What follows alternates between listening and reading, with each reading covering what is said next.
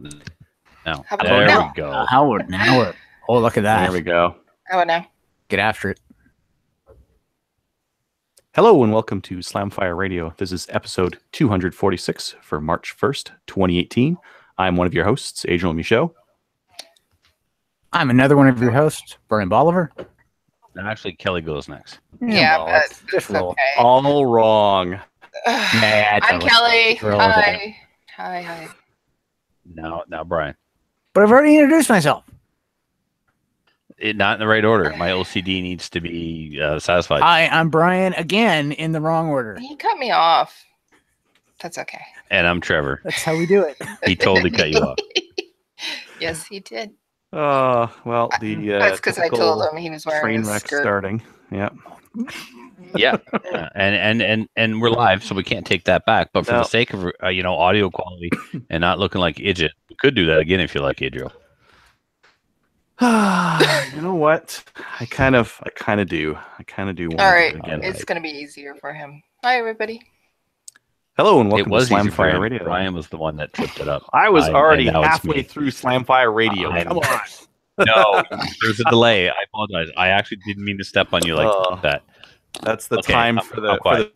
video and audio from Alberta to New Brunswick to go all the way across Canada, be beamed via satellite. All right. Hello and welcome to Slamfire Radio. This is episode 246 for March 1st, 2018. I'm one of your hosts, Adrian Michaud. I'm another one of your hosts, Kelly Lynn. I'm one of your hosts, Brian Bolivar. And I'm Trevor Furlot. Yay! There we go. That was nice. That was nice. Very, very consistent. All right. What we did in guns this week is brought to you by the Calgary Shooting Centre, Canada's premier firearms retailer. They've got some really cool custom Ruger 1022 TD rifles. So they've got some tack hammer barrels that they've thrown on to these Ruger 1022s. You've got a couple of different options on them. They'll put on like a backpacker stock or an AT tack hammer 9-inch barrel.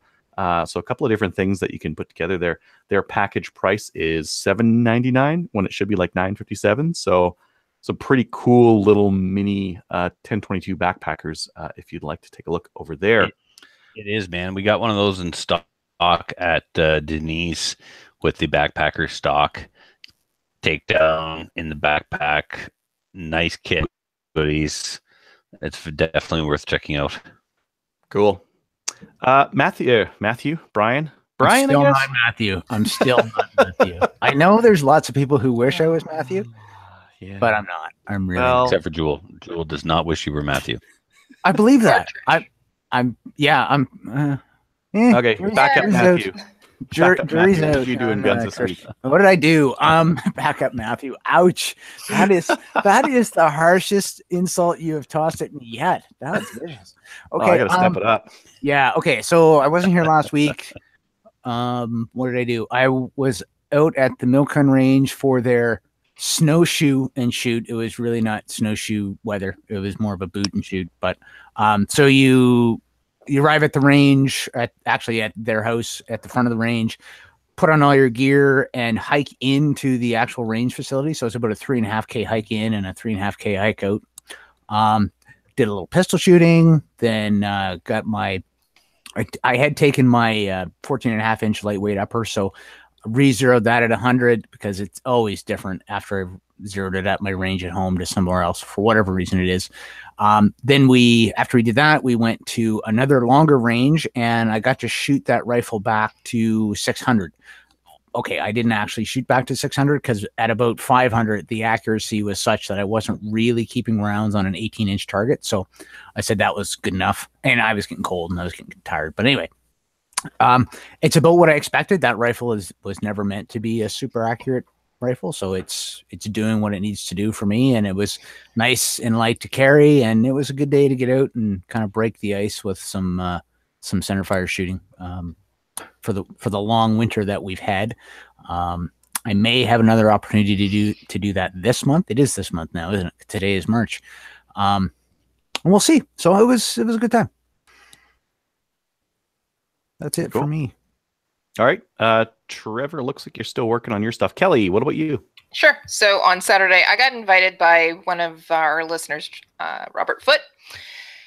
he and his son Wes is 8 years old, and he, along with Wes and Kelly Kincaid, we all went to FRPC, which is Frontenac Club. It's our local club. We went there and we had a great time. We spent a few hours shooting. Wes, his son, actually shot everything that we brought. So I got to shoot Kelly Kincaid's 20 gauge Fausti. It's beautiful. Anyways, it's an over-under. So I got to shoot that, and so did Wes. Papoose, Marlin Papoose, we shot. Glocks. Kelly had gotten a brand new gun for Christmas, I think it was. I don't know. Anyways, it's a 1911. I think it's one like you have there, Adriel. It's a doesn't she have the SIG? Yeah, she has the SIG, but she got a Nork. Additional one. So she got it, and she asked me if I wanted to shoot it, and I said sure. So I took it over, and from 10 meters, I was shooting it, and yeah, it was low and right, and low and left, and I took it back over to her, and I said it's really low and left, and she goes, yeah, it was for me too, and I said, well, it was really open too, because it was like a 4-inch circle, and I'm going, that's not good. Anyway, she said, yeah, it was like that for me too. And I said, okay, well, she brought her SIG too. So I took her SIG and I took it over to where I was shooting the Nork. And, I had a 1-inch circle in the middle of, anyways, so it's not my shooting. It was the gun. She said it was absolutely the gun. So I tried it again and same results. It was the group was so loose. It was, well, loose like a $2 hooker. I guess, I don't know. But it was really loose. Wow, and good for you. Anyways, so loose, and we were going to move the sights, but she has the same results as I actually don't know anyone that refers to groups as loose. I've heard of wide, tight, wide group, wide, large, yes. Group. Anyways, loose. Okay. It was all over the. No, groups are tight. Well, I mean, what is the opposite of tight, right? Yeah, exactly. Yes. It was all over the place. Anyways, so like a $2 hooker. Yeah.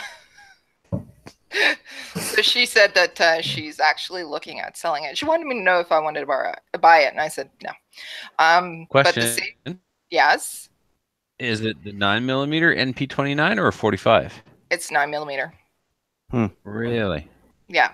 I know the sights. The sights can be atrocious, but it should have grouped better than it did. Yeah. And I mean, it was, yeah, there was no. Another question. Mm-hmm. Do you know what grain ammo she was shooting? She was actually shooting the X metal targets, because it was me that was shooting it, right? So I was loading the X metal targets. It was 147 grain. Okay, because the reason why I ask, John Snuffleupagus, right? He has a Colt, and these are supposed to be Colt clones, and I don't know what twist rate are in these Norks, but John's Colt groups really poorly until you put 115 through it, and then all of a sudden it's a laser.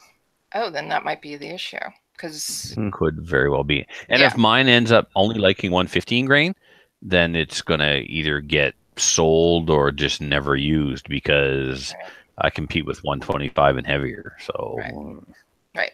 Yeah. So anyways, she asked if I wanted to buy it, and I said no. But I said if she was going to sell her SIG, I would actually like to buy that. It is a really, really nice gun. So, and if I can get a group of, an inch at 10 meters, it was good.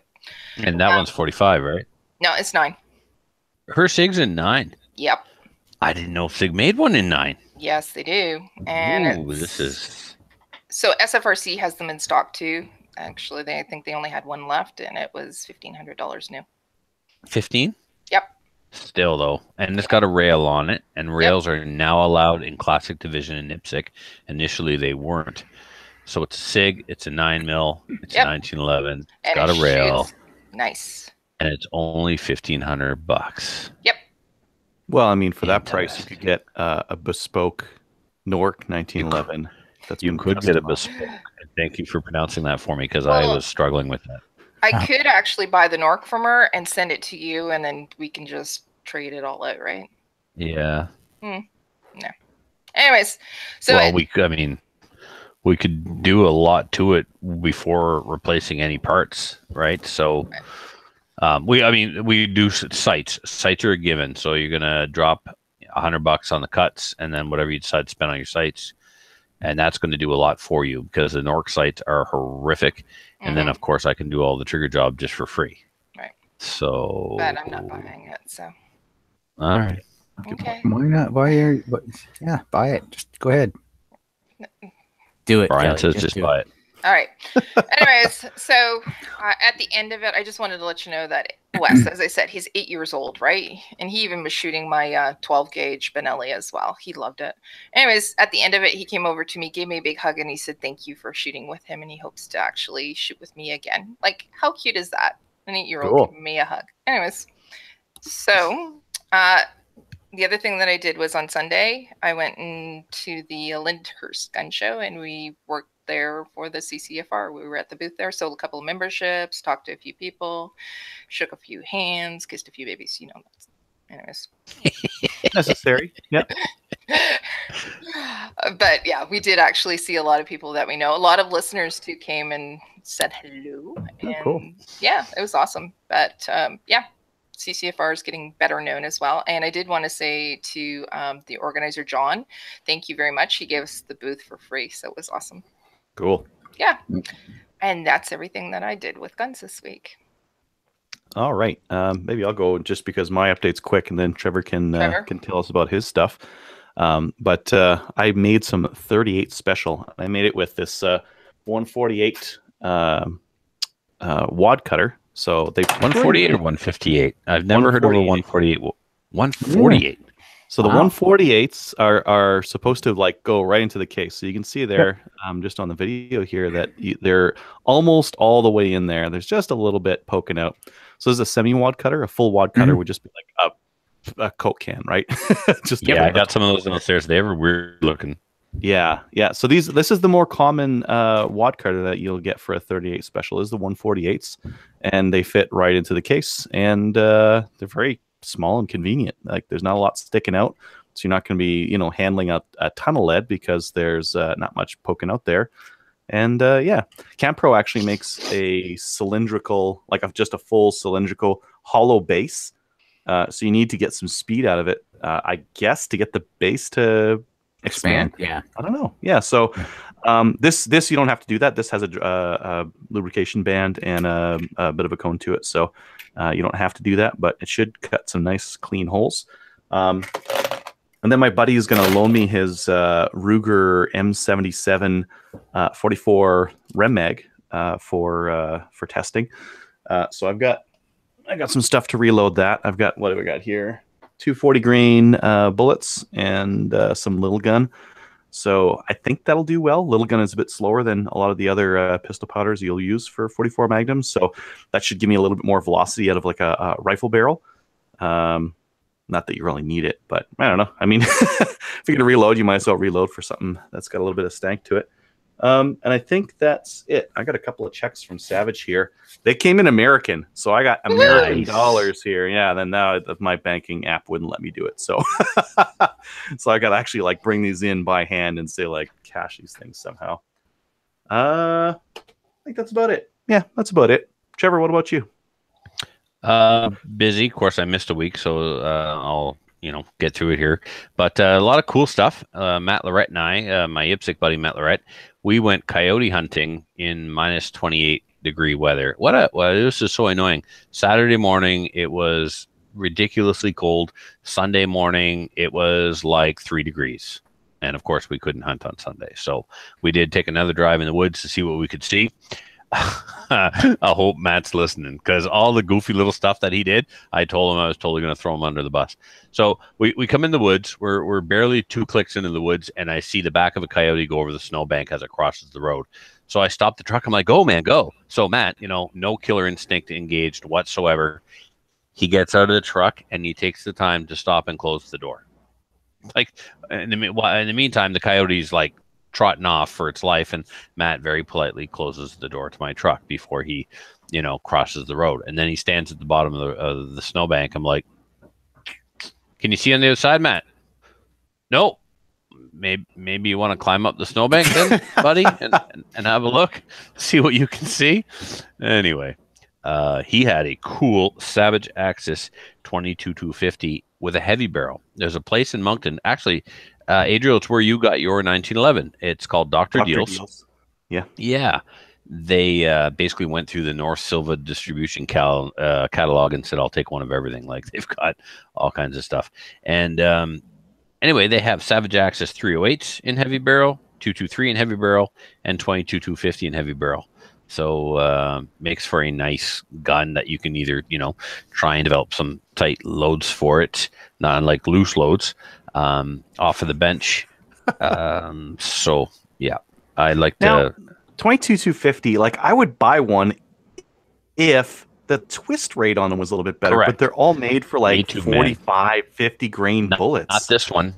So 1 in 12 or a 1 in 10. So it was actually a very how's that go again? One twist in 10 inches. So it's a slow twist rate. So typical, yeah, you're right. Typical 22-250s, the twist rate is for like super light bullets that you can drive at a bazillion miles an hour at 4,000 feet or something. But lately, and Savage in particular, is coming out with 22-250s with slow twist rates that'll allow you to play faster. And I'm very interesting. All about that.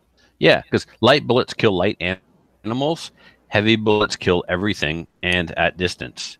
So if you can shoot a heavy bullet faster, get after it. Do that, and you'll have more. The rifle will be more versatile than something like you said that shoots 45 grain bullets really well. Like my Thompson Center Venture Predator is, and if I had known this at the time, I wouldn't have bought it. But this is the first brand new rifle I ever bought when I was 36, December of 2010, something like that. But my handgun that later on that year in January. Anyway, I wanted this rifle really bad. I saw it on a TV commercial. I hunted one down, drove in a snowstorm to get it, and it's a 1 in 12. So in order for me to stabilize a 55 grain bullet out of this thing, I've got to drive it super fast. And I've tried a lot of different powders, and so far the powder that I like best with a 55 grain bullet is actually IMR 4064. But that's a story for the Reloading podcast. What else going on? Okay, the Beretta and the Wingmaster barrel arrived.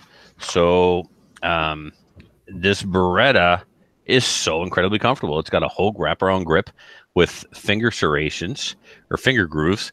And typically I'm not a finger groove guy. Like I don't like how the Glock finger grooves fit. But on this gun, they are incredible how well they fit. And this gun's got a lot of time on it, Adriel. It's in good condition. There's no marks or dings or anything, but I'm looking at the back strap there, and you can tell where the sweat from the person's hand has tainted the color. So take a look at the internals, though. The internals are not marked up very well. So I think they must have just like carried it a lot, or used, or maybe they had like really acidic hands. The trigger group right here, the trigger guard right here, where your middle finger would go, completely tarnished from hand sweat. But you're right. Like when you take the gun apart, the gun doesn't look like it has any miles on it. And guns, because the Trigicon sights don't work. I went into complete darkness and you can hardly see them at all. But anyway, I'm dying to shoot it. I'm sure it's going to be nice and accurate. The magazines hold 14 rounds of 9mm, no problem. Haven't been able to go out with my 96 and test it, see how it feeds, but pretty excited about that. Anyway, really happy with it. And the trigger may have been worked on because my Beretta 92 has what they call the D spring, which is lightens the double action trigger pull, and it's still heavier than the double action trigger pull on this gun. Like for a duty gun, this has a great double action trigger pull. Oh, it's very smooth too, right? Very smooth. Yeah. And then this came in, and it might be going out. So this was a deal. This is a Ruger new model Super Single 6. I got really excited at first about this gun when I looked up the blue book value of it. The Ruger Single 6 and the Super Single 6, depending on the age, with a 4 5/8 inch barrel, is an expensive gun in excellent condition. It's $1,000. So this has 2 cylinders. It has the original box for the gun, the original box for the second cylinder, but this is a new model Super Single 6, and so it's not worth anything, really. But anyway, I was either going to try and sell it or keep it, and I wasn't worried too much about selling it because my buddy was going to take the price that I offered him, and he said pay me whenever. So it was like, all right, pay Adriel, then pay this guy, and anyway, I taught a CRO class on the weekend, an IPSC CRO class, and one of the students, I had two students stay at my house, and one of the students was following this one night after class, and he told me maybe this morning or yesterday that if I still have it at the end of the month, he'll take it. So, well, and I'll just make sure I have it at the end of the month. So I'll sell that, make a couple of bucks off it for my trouble, and send the rest of the money to my buddy Jeff. And then here's the deal of the century. This is a Gen 3 Glock 34, essentially unused, $500 with 3 magazines and a holster. Oh, you win. Yeah, it's pretty darn good. I've been talking to Black Box Customs today in Calgary, and they're going to come on the show for an interview. And they are going to do the full works to this gun. So they remove the finger grooves, they undercut the trigger guard, and they do a complete custom stippling job on the frame. Gen 3 Glock frame. Did you get the Cerakote pink? No. Just framework. Not getting the works then. A frame. I'm getting the frameworks. It's $340 for all the different things that they do to the frame. I'm not getting the works with the Ricky Martin level of Cerakote. No, I'm not doing that. I already did a trigger job on it. I had some old Glock parts laying around. I put a ghost connector in it and a polished trigger bar. Now, check this out. I don't know if this is going to show up on the camera or not for you guys. Can you read the back plate? I cannot. No. No.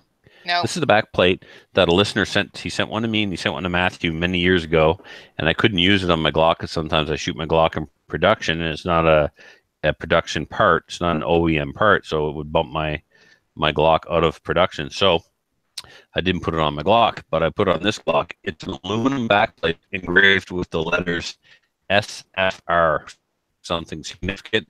I don't remember what exactly, but a listener gave it to me, so I put it on there. So, SFR. SFR radio. Yeah, heard of it. Oh, Kelly, you win. You win the internet, Kelly. Oh my God. Sorry. The other thing I'm going to do with this pistol, so the Glock 34 is not production legal in IPSC, but it's perfectly fine for 3-gun. So I was going to buy Adriel's FN and drop a, and I still might, Adriel, we'll talk. Don't sell that FN until I talk to you. RMR, and actually you're not supposed to call them RMR unless it's a Trigicon. That's a patented term or something according to Steven. But anyway, Henning makes the mount that goes in the dovetail for guns that don't have the plate. So you drift out to your sight, you drift in the mount, you screw your optic on it, and there you go. Robert is your father's brother. You have a RMR on the back of your gun. We did one at the shop so far. We did we actually used an EGW mount and put a Vortex Venom on there, and I was like, yes. So my rifle has an optic. My shotgun's getting an optic. I might as well have an optic on my pistol and go open right across the board. And with that RMR optic on the back, I don't know if I can still use, well, I can use any kind of holster I want. They'll still fit in a Kydex holster or a race holster, whatever. So I need to get a belt. I've got all the mag pouches and a Ghost race holster for this thing, but I don't have an actual belt. So I got to get a whole double off and get a belt for that. Like production optics? Is that the idea? Or is it 3-gun? I can't use it in production optics because the Glock 34 is not allowed. Oh, yeah. That will be my tricked out race 3-gun pistol. You guys got to have more 3-gun matches out there. You're building all this stuff. And what is there, like one match a year? Listen, are you telling me not spend money? No, I'm telling you to host more 3-gun events. Get some like Fair. 3-gun manic people out there to run some events for you because you got too much IPSC stuff you're running anyways. And well, easy now. There's no such thing as too much IPSC, but there is a lack of 3-gun. You're absolutely right. So, yeah. Trevor, that totally reminds me that when I was at Milcon the other weekend, I sent you a message about it. I got to shoot a 34 with a Venom dot. Right, man. And you said you didn't hate it. Oh, I was angry. Like I literally, I shot the mag full, took the mag out, cleared the gun, gave it to the guy with a hangdog look on my face because I was so mad because I knew that I wanted to have one. It like that was like a $1,500 experience for me right there. I've got much envy that you're setting that up. The reason why I'm dumping money into it, Brian, is because I only spent $500 on. Oh, yeah, no, I understand, but still, So, I have wants of one. I really do. I'm definitely looking at getting an optically sighted pistol in the next while. Hey Trevor, instead of using that crappy Glock trigger, do you want an Apex aluminum trigger for that Glock 34? Yes. Yeah, just put that in the mail. We'll straighten it later. Does I've got a. he I've pull got you the for the go. other gun? Sorry. Listen. You threw me under the bus last week, telling the world I didn't pay my bills. Don't do it again. So, I'm biting my tongue. I've got a lone. What's Nothing. that? Carry on. Lone wolf trigger box coming for the Glock, but I don't have a decent trigger bar. So yeah, that'd be fantastic, Adriel. At work, I'm still working on a Rossi double barrel coach gun barrel or barrels because of the way the rib is set up. You can't do it on the polishing wheels because you'll round out the rib in the middle. So I'm doing it all by hand. Super long process. You don't make money on a job like this because if you build the guy for the hours you put into it, he wouldn't pay for it. So you wouldn't get any jobs. So, some jobs are $50 and it takes you 2 minutes, and some jobs are, $250 and it takes you like 2 or 3 weeks. So anyway, it's coming really, really nice. I'm doing it all by hand with sandpaper, and I'm now down to wet sanding with 600 grit. So it's going to look awesome. And also that Colt, I don't know if I talked about this or not. A customer brought in his father's RCMP service revolver from the 50s. It's a Colt model 1917. I wrote 19, but it's actually 17. And I broke the internet. What did I do? I'm just going to back away slowly. And I killed the show notes. Anyway, what's happening is the trigger is not returning. Pull the trigger, and the hammer does all the stuff, but the trigger is not returning. Yeah, there's something in there. It's binding hard. I think there's some parts that are worn out and maybe out of causing the play. So now the question is, can we find some parts for it so that we can get it repaired and up and running, or do we have to try and somebody's been in there monkeying around because there is some parts have been worked on, and you can see that they've been worked on. Corners taken off, rounded edges and stuff like that. Mm-hmm. To what end, I don't know, but it's been done. And I picked up the kitty cat build is well on its way. I don't know if you guys remember this or not, but when I started the kitty cat build, it was just supposed to be an upper, right? Yep. Yeah, there it is. So it's all complete. It has a trigger group. A really short barrel on there. It sure is, yeah. That's because it's not there. Did you cut that off with a chop saw? Oh, if you look in there, you can see the locking lugs. Yeah. There you go. So, the lower parts kit, Brown & Ellis, was blowing out DPMS parts kits for $50. The lower was that lower that I bought from Mark, the Sonork lower, and tube and stock. I got some stuff from Cody. I got some stuff from the Squire. And I bought some stuff and bought some other stuff. And then I bought 2 of these. Have you heard of these, Brian, or Adriel, or even Kelly? I mean, I'm just... You're talking to the guys who have built ARs more. I've heard of Phase 5, but I can't... The Bolt Carrier Group? Yeah, this is a Bolt Carrier Group made by Phase 5. Okay. And I like what I read on the packaging, but anybody with a computer can say stuff on packaging and don't mean it's necessarily true. But it is a full audio... Huh? What's it got that's fancy? Oh, the coating. Is it NIB?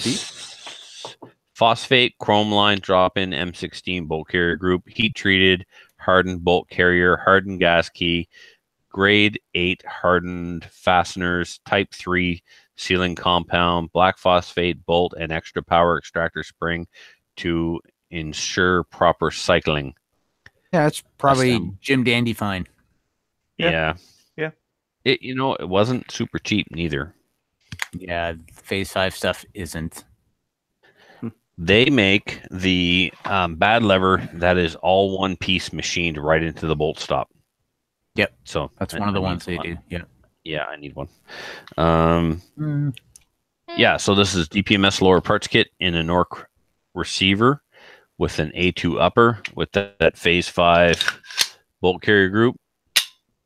The barrel and front sights, both yours and the one I got from Chad, are at the gunsmith. We're not going to mill the barrel for the pins. How come? Because there's a much easier, simpler, foolproof method of doing it. Okay. And that is to put the sight upside down in your milling machine, drill and tap, put it on the barrel, lock it in place with 2 set screws. Boom. Okay. So you don't ever have to go, because let's face it, if we don't get those slots milled in the barrel correctly, we're hooped.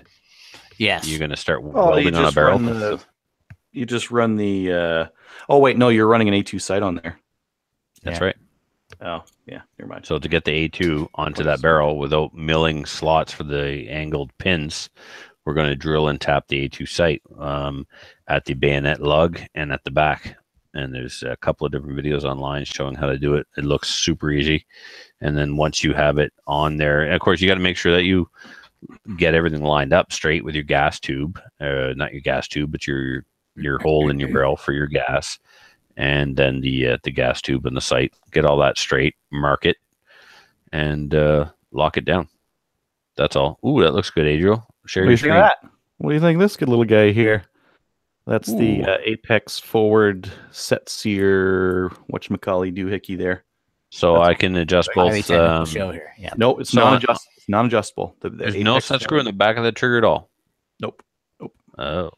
I don't know if you need one. I was trying it. There was not a lot of creep to well, it. What the set screws do in the ZEV triggers, there's one for over travel and one for pre-travel. But if you got the Lone Wolf ultimate trigger box, that takes care of the over travel. It breaks and it stops. So you adjust the over travel there, and then you can take some pre-travel out with the trigger shoe itself. So okay, what else I got here? So that's the kitty cat. I just need to get the front sight installed. Should I leave this out of this gun? Yeah, leave it out of the gun. Yeah. I'm gonna owe you my firstborn. I went on Tactical Pay Radio. Pretty cool episode. He did a good job, and every episode before mine and after has been better than mine. So definitely go check it out. He talks to all kinds of industry people, and it's a well polished, well produced show. Now the host did use the word clip when he meant magazine. I'm not judging. I'm just letting everybody know that that's the thing that happened. So, Sounds and then judgy. I don't. Yeah, it's pretty judgy, but that's who I am. So Wes was watching live earlier. I don't know if he still is or not. So Wes, I hope you are, because this next part is about you and the most beautiful. Well, heck, you know what? It was actually romantic. It was the most romantic synchronized shotgun loading video I've ever seen. Wes and his buddy, it's not even that they were trying to, it wasn't like a race where, okay, Adriel, let's see who can quad load the fastest. You or me, ready, set the timer, beep, go. No, it's like they rehearsed this until they could get it down simultaneously. They were in sync. It was like watching, what's that swimming that they do at the Olympics where they get in the pool and swimming. Yeah, exactly. It was synchronized shotgun reloading. It's not like they were fast or anything. They just made sure that they did it at the same time. And it just warmed my heart to see two men cooperating like that, Did you see my comment on there? No, I didn't. What was your comment? Recommend that they pull shot shells from each other's caddies. So that would have, yeah, that's it. Share caddies, boys. That'd be great. So yes. And then I got a huge X Metal Target order come in.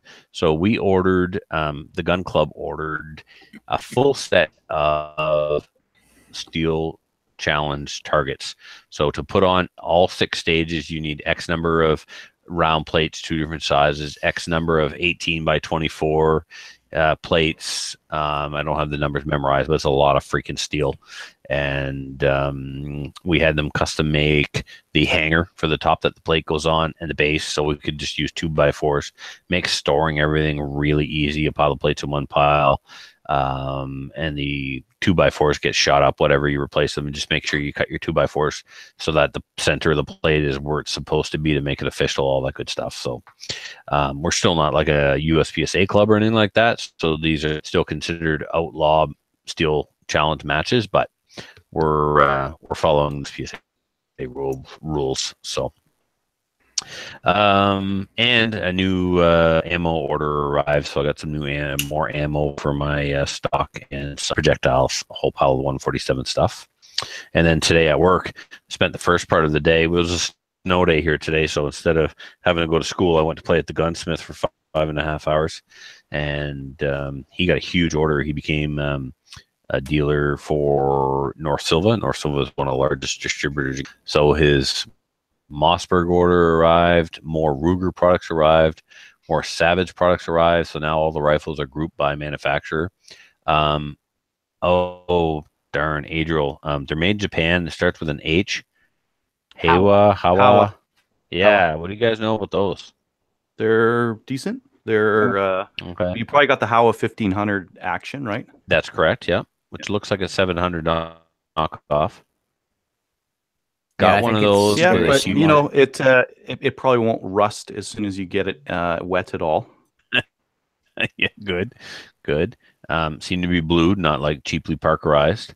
22-250 with a short, heavy barrel, and the other one was 30-06. And then he's got their tactical one that kind of looks like the MDT LSS chassis. And it comes Cerakoted in multicam. Looks pretty neat. And I'm pretty sure that takes, yep, that's the end. So everybody else is gone. I'm slowly getting this other trigger ready to pop in this gun. Sure. All right. Oh, yeah, I was supposed to assemble my AR on the air, and well, yeah, ADD. could not wait. Well, I pulled a Glock trigger out and I'm about to put another one in, so that should speak to the ease of disassembling a Glock. Yes, it sure does. Yeah, they're not too complicated. Let's get into the upcoming events then. So we've got a couple of events here. One of them, I just added a whole bunch of new match dates to 3gun.ca. I added, and this is as I'm finding them or as they email me. There's a bunch of the match directors now that know that I'm running that thing, so they'll email me with their match dates as they come up. I've got Valcartier on there. I've got some Ontario events. I've got some more Alberta and BC ones as well as like a map view on that website now. So if you go onto that 3gun.ca, there's a map view and you can see like where the events are across the country. Spoiler alert, there's a ton in Alberta. Like Alberta's got the most 3-gun matches across the country. This next one here, Slamfire Radio friend Rick Woods, Fire Art Solutions Training. They are having an active killer defense course planned for April. The date is yet to be finalized. This will be in London, Ontario. Free for faculty and staff of schools. The cost is $100 for anyone else for the full day. Let's get the word out and make sure that we can hopefully make a small difference in the battle against evil. Find out more at activekillerdefense.com. That's defense with an S. Trevor, did you want to talk about the 8th Annual Podcast Network charity shoot? All right. I will just give the broad strokes here. One, there's no pre-registration required for anything except Maple Seed. Mm-hmm. We will tell you when Maple Seed registration opens. It's a 3-day event. It's from the 5th of July to the 7th of July, with the actual charity event being on the 7th of July. A ton of people are taking part in all 3 events. A lot of people want to hang out at the range during the pistol course. I'm sorry, the range is closed. It's not going to be just go hang out and walk around. It's a closed range. It's a closed course. So just an FYI on that. There's certainly not going to be, well, can we go shoot in this bay while you guys teach your course over here? No, it's not how it works. What else? So the we're starting off with the handgun class, which sold out in a couple of days. It was awesome. So that means that there's $1,500 immediately already, committed to go to the charity. The charity this year is the Dalhousie Regional High School Breakfast Program, which is the high school that my learning center is associated with. Day 2, July 6th, will be a maple seed shoot. Pre-registration is required. We're looking at about 20 spots. Cost is $50 for adults, $30 for LEO, $15 for youth. Registration starts at the range at an ungodly hour of 7:30 a.m. Enjoy yourselves. 300 rounds recommended for that. Day 3 is the charity shoot, which will have a much more, but by this time we're tired. So registration's not until 9 a.m. Cost is $25. You pay for that at the door when you arrive. The first event is a mini steel challenge match with 4 steel challenge stages. Google USPSA steel challenge to see what we're talking about. We're going to do accelerator, pendulum, smoke and hope, and 5 to go because they require no movement. Bring a pistol, bring a 22 pistol, bring a 22 rifle. It's all good.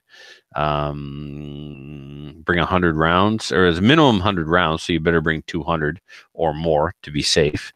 There will be 3 divisions, 22 pistol, 22 rifle, and then handgun 9mm and above. Second event is a 22 rimfire silhouette. It'll be gallery style. We'll set you up on a static firing line, and you'll shoot silhouette targets shaped like little animals. Third event is a rounded trap, and that actually happens simultaneously.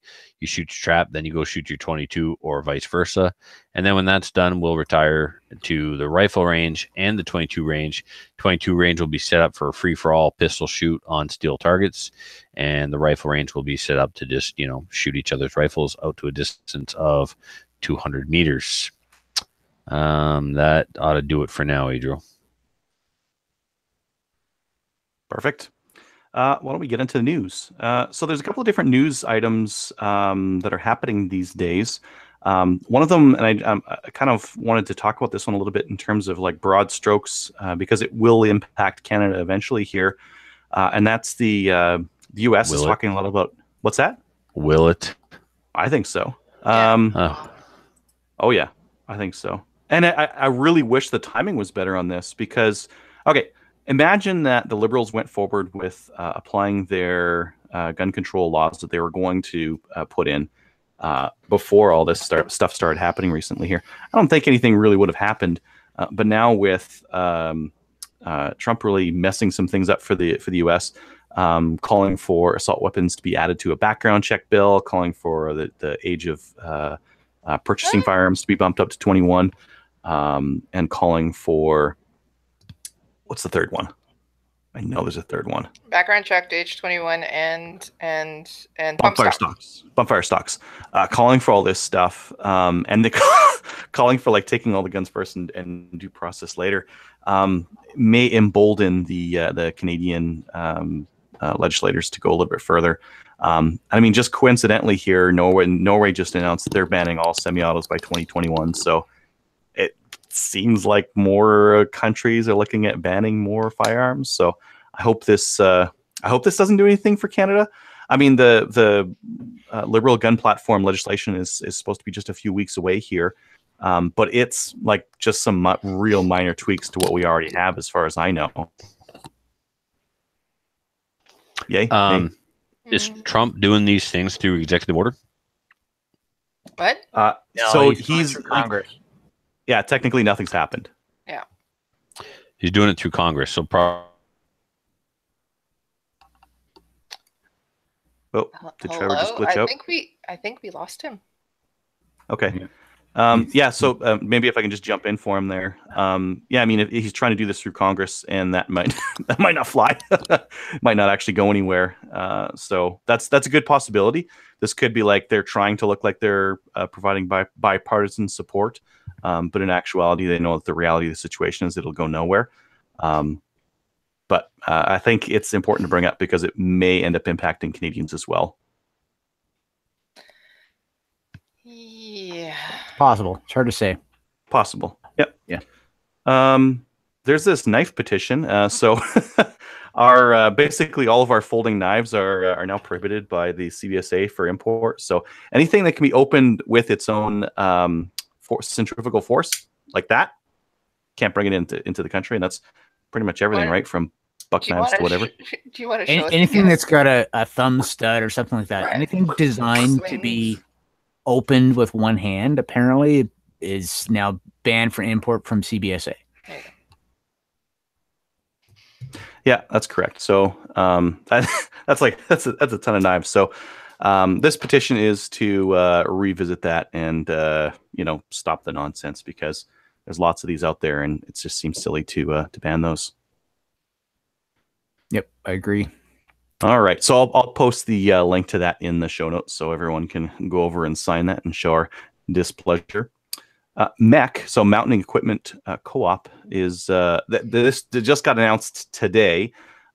They are not going to be carrying Vista Outdoors products anymore because Vista Outdoors supports the NRA. So Vista Outdoors is like a large holding brand. They have like lots of brands underneath.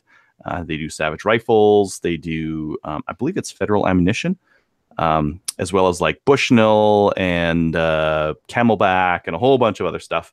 And Mech just announced that they will not be carrying their products anymore. So they're going to sell out what they have and not carry them anymore. And that's assuming that people who were so upset about them dealing with Vista products are now going to then buy those Vista products. No, because they're overpriced and no, sorry, not the Vista products. Mechs, anyways. Yeah. Mechs sells products, and the products are usually about 20% over the price that they are at other stores. So I don't shop there a lot. I know a lot of people do really like Mech. Yeah, I like Mech. And I like the product. Wish this hadn't happened, but this is a different kind of activism. I mean, when you look back at the older boycotts that people used to do, it used to be consumer based. So you would get together and say like, we're not going to buy from this place. And I think the newer strategy that people have been using to good effect these days is to put pressure on the brand itself and say, why are you guys supporting this? And then trying to turf it at the brand level. And that's been working because these guys are a bunch of babies, and they just bend over anytime anyone makes a little bit of noise. So yeah, I'm curious if we're gonna see the similar backlash at other outdoors retailers, like Dick's. Well, no, okay, let's keep it in Canada. We have Sale. Okay.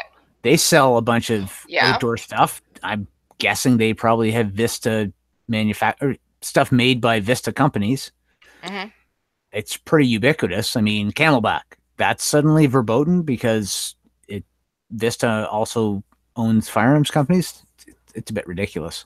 Yeah. But maybe that's what they'll pressure next. Mech is a bit of a special case because it is a co-op, right? So the members technically own it.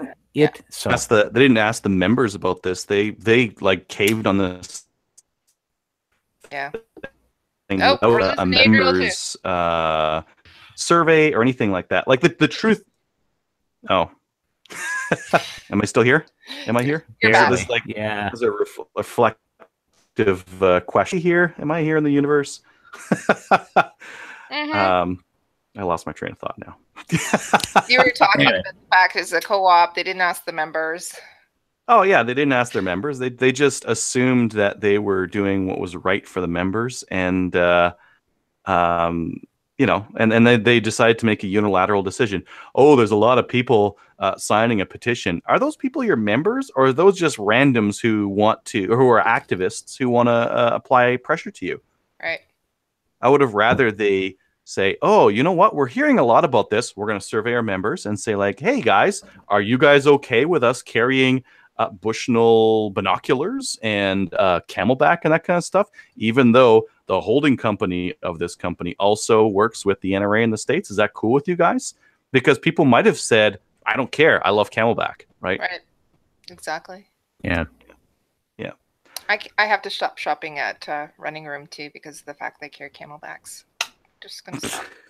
Just saying. No, wait, no, Kelly, you're pro gun. You're allowed to like Camelbacks. It's okay for you. Yes. Yeah. For other people, it's not. It's allowed it within your religion. to support that. So Tribe. anyway, In your tribe. Sure, whatever. Tribalism and whatnot. Group. Right? Yep. Oh, I made a mistake there. So Tony Bernardo had an interview on CBC. Yeah, did you guys watch it? No.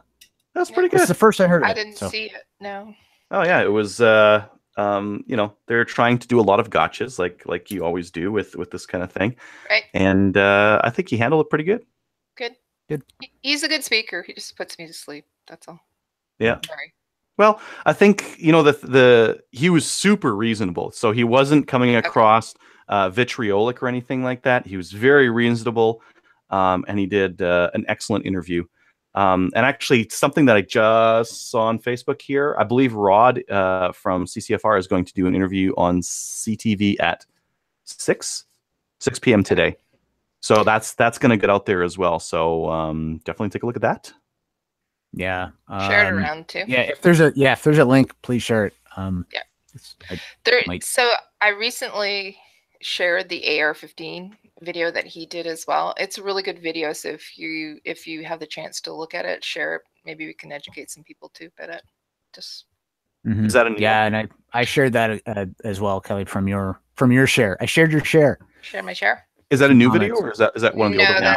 it's one of the explainers. But Yeah, those are good though. yeah, no, it Yeah. gives people some knowledge, right? Yeah.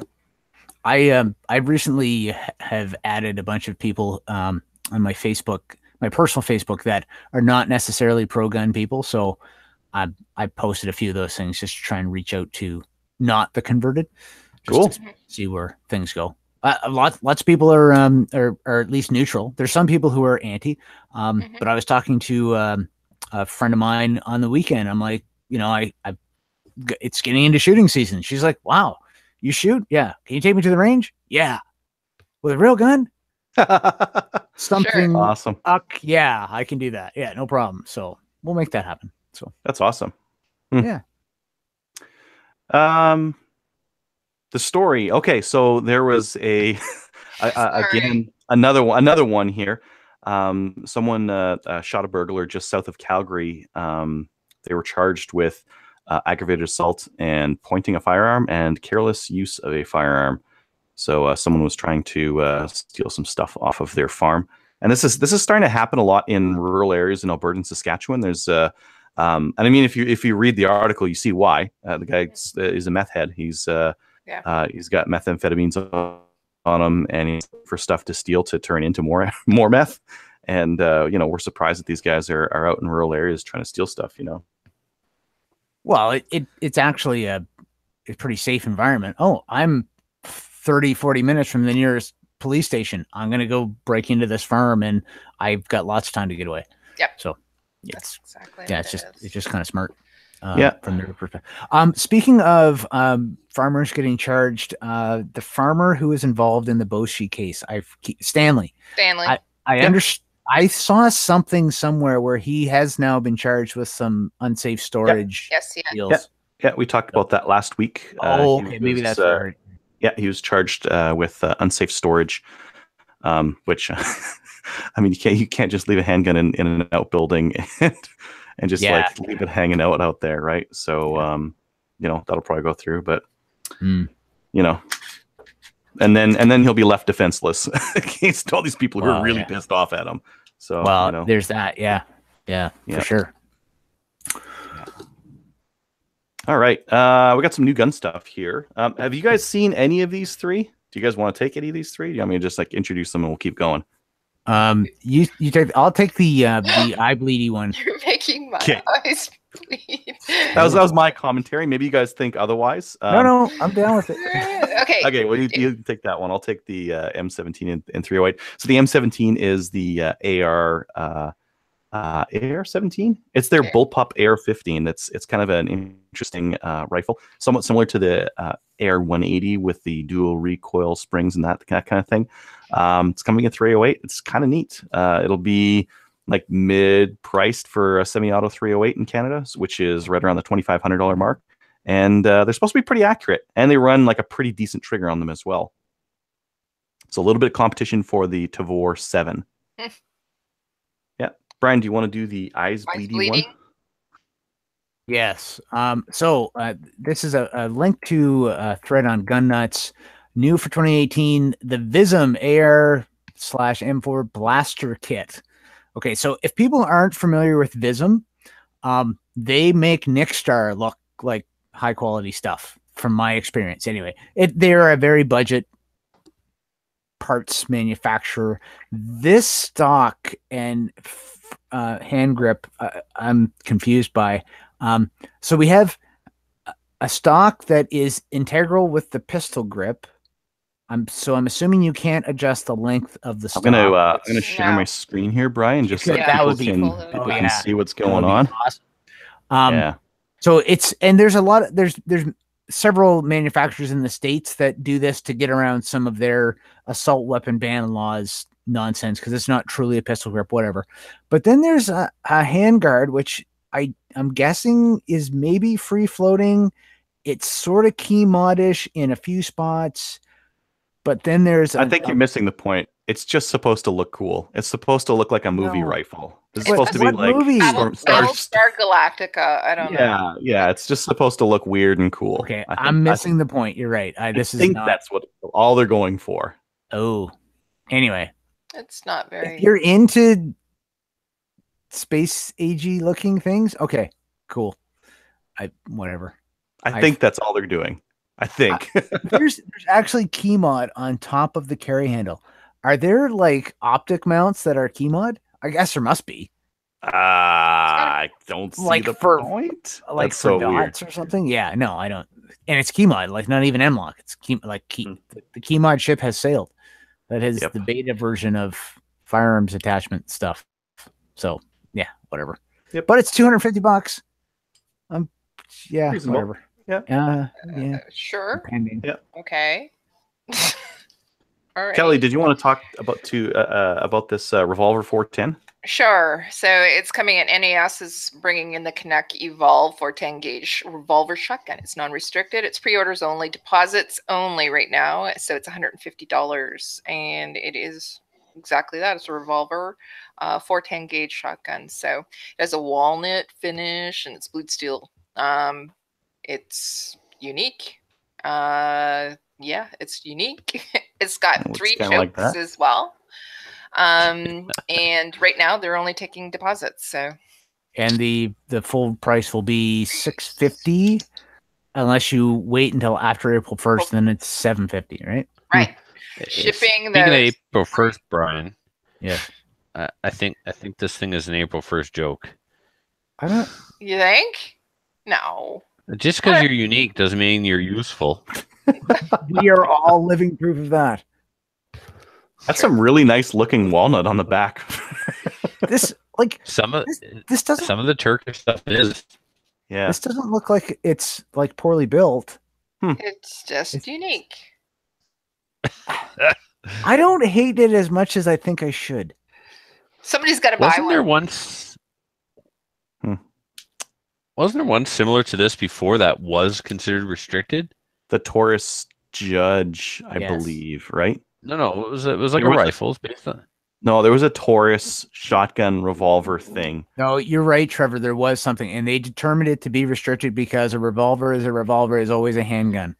That was the RCMP lab justification.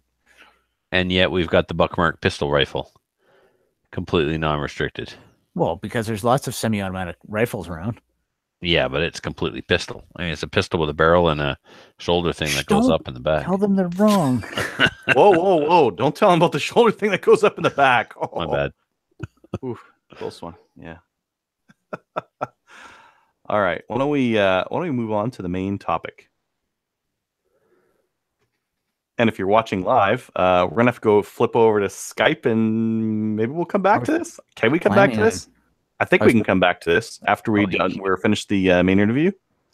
I think once we I think we're done. Once we stop it, we're done? Yeah, we have to start a new one. All right. Yes. Okay. That is correct. Because I learned that with Trevor. Yeah. Yeah. Okay. I done messed it up. Circuit Judge. Taurus Circuit Judge. Yeah, that's the one. That's the one. Why would Okay, I'm get a going to stop this notification. broadcast, and then we're going to go to do the interview over Skype. So, Oh yeah, we're he live. can't. Okay. We Yeah. were? I thought we were going to do it on. Oh, is he coming on Hangouts? I was Yeah, planning. he's, Yeah. Oh, well, let's just do it on Hangouts. Yeah. Did you send him the join link? I'm doing that right now. All right. So my internet is really acting sketchy. It might have something to do with the snowstorm. Mm-hmm. It took like all that time to get things sorted and restarted. So just I'm plugged in, but it's jumping back and forth between me being plugged in and Wi-Fi. Turn I'm your literally Wi-Fi off. looking at the little Turn your Wi-Fi off. turn Wi-Fi off. Yep. Mm-hmm. Okay. Because Then you'll just either it'll work or it won't. I guess it won't. It should just like if you're wired in, you're wired in, but it looks like it's wired. Oh, are you back? Yeah, I'm back because I turned Wi-Fi back on. I'm Okay, wired so in, but like, it looks like the wire ain't working.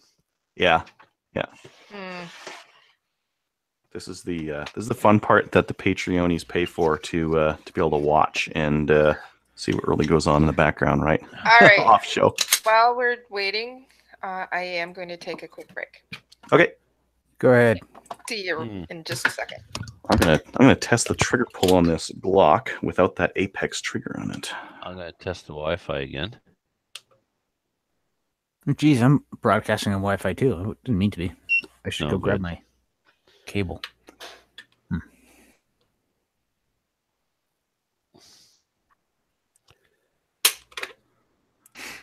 5 I pounds wonder. 11. I got a thing in the basement that's got a battery backup and that's been beeping forever. That's saying that the battery's dead, but 5 pounds. I don't know if that's affecting me or not. Because the Wi-Fi works, but the wire doesn't. What the F?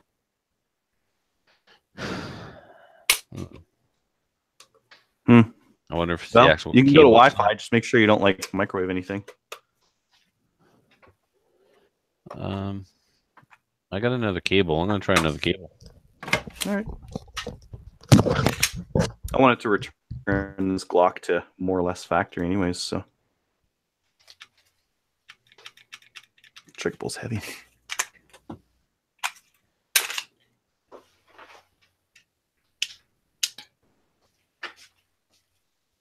Come on, Link. Let's go.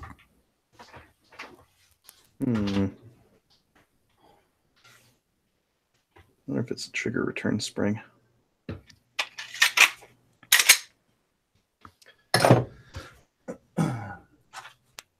How's Ryan doing? I've sent him the link. All right. I'm hoping it's gonna work.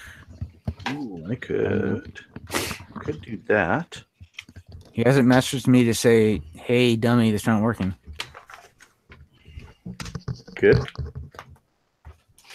At this point in the show, we usually ask the viewers for jokes. Hey, Drew. Yeah. How do I know if I'm on the cable or the Wi-Fi? You turn your Wi-Fi off. That's the only way, or that's the quickest way. I mean, it's quick. Very finalistic. Brian, Yep. So Yes, Kelly. Dan Grady says the mic looks like it's in front of your eyes, very Cloud City. that's weird, Well, man. It's out of. Yeah, there you go. Yeah, it just as long as it's not in front of my nose, that's what matters. So I don't have a nose whistle. It's important. It is. I told you about the down here. That would probably be not. Dan's also trying to sell me a gun, but it's not happening. I appreciate the offer, but What's he trying to sell you? a Doesn't bolt matter, action. but No, I do not need a bolt action 223. what? At this time. No. No, I'm really thinking about pistols. Ugh. What about Really? Glock 17? He mostly hates Glocks. No, see, that's the funny thing. You've turned on to 1911s, and I'm thinking Glocks. I really like that 34 that I shot the other week. Really a lot. Interesting. I know who has a 34. Yes, I know. However, I don't have any legal currency with which I could give you to exchange for 34. Well, Adriel. he is always looking for something else. So what do you got to exchange? I'm negotiating deals for you, by the way. Yeah, okay, I don't need you getting up in my business, sister. Get out of this. I got nothing I want to Yeah, do it and buy it on credit. And then next week you can remind everyone you haven't paid for it yet. Do you see why I'm not doing that? Because I'm see. not getting thrown under that particular bus. No, I'm still hurting waiting for my Adriel's American. What's your Still thoughts on waiting the for my FN? American checks on my ammo that I bought from Federal. Did I show this guy last week? Yeah. Yeah. Let's see.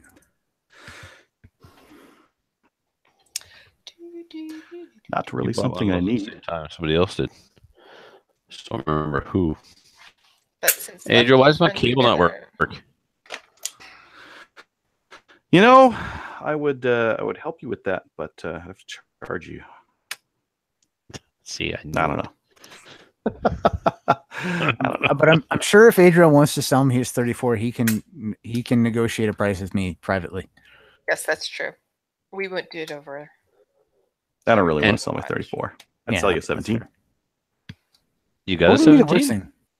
I got a 17 right here. See?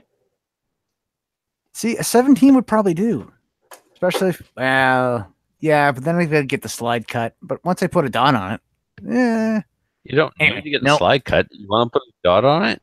yeah, I could do your thing. Henning, Yeah. Henning, man, look up Henning's mount. It's got an anti-vibration screw on there. It's worth the extra 20 blue. Yeah, interesting. It's a more gooder mount. Anyway, I need to focus on other things this season. Not So, Come like, on, Ryan. Where's Ryan, why don't we focus on Ryan? He says he's in, but I don't see him anywhere, so I don't know what's going on.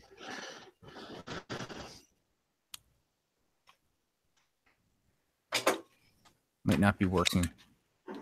Maybe we. There's the maybe gun for you. The gun for you. Maybe we Done. need The last go pistol on. you'll ever need. Show him, Adriel. Show him the need to buy This thing? Who am I showing There. what? this. You want this? Show Brian the last pistol he'll ever need. Yep. What is it? It's What? an XDM in 45. No. Damn it.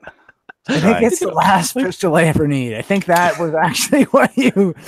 Yeah, by last pistol I'll ever need, it's the last one on the list. There's high points in front of that one for me. Like Ooh. seriously. Ooh, the truth hurts. Yeah. M&P range kit came in the shop today. Brand new. They're selling it now with 4 mags instead of 3. Still the holster, still the double mag pouch. Much improved trigger over the early generation M&Ps. $639. Yeah, pretty good.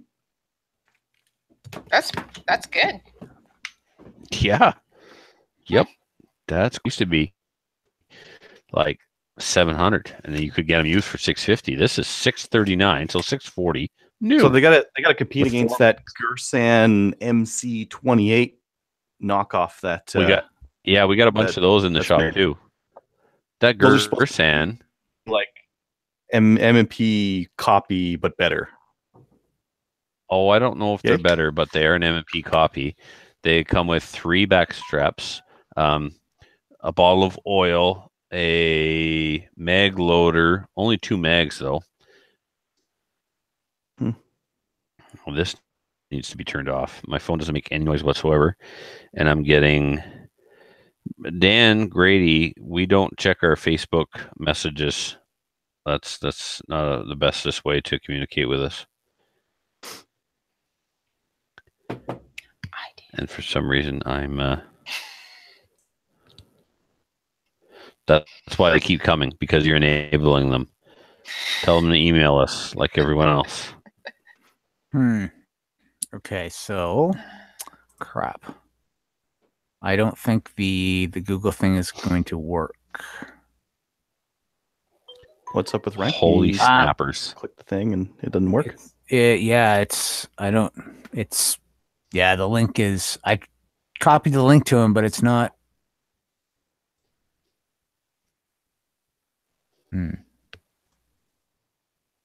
Did he click on the link? Yes, he did, and it's saying he needs to start the call by calling a friend. So something's not right in the way I'm transferring the link. Send that to him. Which link are you? You're okay. Yeah, never mind. Just put that in the chat. Just send that one to him. Shouldn't do any of the nonsense. Should just be like, hey, here's this thing. You want to join? And you'd be like, yes. Oh. Boom. Ryan's coming up. Great success. Yay. Try that. Oh, is he? Oh, now it is kind of working. Yeah, see Okay, so I'm just the going to blue guy says Ryan. There you go. I see it now. I was looking somewhere else. Thank you for. Dan, stop it. Back on. There we go. Hey, Ryan. Hey, look. Oh, geez. Jeez, you're in your garage too. No, I'm not. I'm in my basement. But yeah, kind of. My home away from home. My hideaway. Nice. Me too. All right. Cool. Ryan, you running the interview? Yeah, I guess I'll run the interview. Yeah. Ryan, Got you've his own home studio there, eh? Oh yeah, yeah. Well, some people are. Call it a home studio. It's where his wife puts him when she doesn't want to deal with him anymore. Yeah, it's my man cave, and Did you let it's very by the way, cavey. Adriel, did you let your cat out? Because it was like trying to get out really bad before. Yeah. On at the door. Yeah. Okay. I was gonna throw something at it, but I figured that I'd get called for animal abuse or something. Oh, for sure. Yeah. Okay. All righty. So we'll get started. Joining us this evening, we have Ryan Stacy with International Barrels Incorporated. Hey, Ryan, how's it going? Not so bad, guys. What's happening with you? Not too much. Putting up with Brian. You know what's like. Yeah, it's rough, man. I have Selling to gun do parts it to Trevor. 24/7. Like, it's hard to deal with me. So, Ryan, just a quick intro for you and a bit of your resume, so to speak. If I'm missing anything, let us know. So, you are former Canadian Forces, former entertainment industry armorer type guy, competitive shooter since you were knee high to a grasshopper ish. Yeah, I wasn't really competitive when I was younger. I didn't start shooting competitively until I was in the Army, believe it or not. So yeah, so you've been close enough, like 30 years, 40 years, like because you're an old guy, right? Jesus, get around it. Yeah, it's been a few. Yeah. A few. Ryan, you're currently the 4 years consecutive as the National Service Conditions Service Rifle Champion. Is that correct? That is correct. Soon to be 5. See what's that? Boy. Good to be positive. That's awesome. Yeah, no, for sure. And one of the awards you won when you were shooting with the Canadian Forces was a plate. I seem to remember a picture of a plate. It's a kind of a famous plate. Lots of people have seen it if they're fans of tennis, I think, or at least the twin of that plate. Is that correct? Yeah, there's kind of a long story behind it, but it's the same plate that the women's Wimbledon tennis winner wins. So Cool. It's funny, the year I won it, Venus Williams just happened to win it while I was in Bisley. And so there she is on the TV holding up the plate, and there I am with the plate sitting in front of me. Yeah. For a while. So yeah, it was cool. You had a rifle in your arms too at the time, so I did. Yeah, I was cradling you it. win at that point. She had a tennis racket, maybe. So yeah, she's bigger though. She's scary. Gun or no gun. You know, well, she's a champion for sure. Yep. All right. Her cool. guns aren't registered. Yeah. No. So Ryan, you're now with International Barrels Incorporated. That's right. So tell us a little bit about what is IBI? IBI is a brand new barrel company that sprung up at the end of last summer. It's a company that does both button rifling and eventually we're going to get to cold hammer forging. If I have my say, we will also be cut rifling at some point as well. But we're in the process of ironing out the button rifling system right now, and it's fairly complicated, a lot more complicated than I ever thought, and probably more complicated than the powers that be thought as well. But we're making tons and tons of progress. We've got lots of good barrels that shoot really, really well, including AR-15 barrels. Yes. And yep, And so, yeah, we're in production. We make about 15 barrels a day, but they are very high-end barrels. They are not low-budget, super cheap barrels. They're good quality barrels that are gonna shoot really, really well for you. So that's what we want to be known as. We want to be competing with the big boys in the barrel department, and that's our plan, and that's where we're heading. Okay, so you guys are based in Vancouver, right? Yeah, we're just outside of Vancouver in Chilliwack. Okay, cool. 40 clicks. So when people are buying barrels from you guys, they can buy them in Canadian coin. There's no big exchange and all that importing nonsense, right?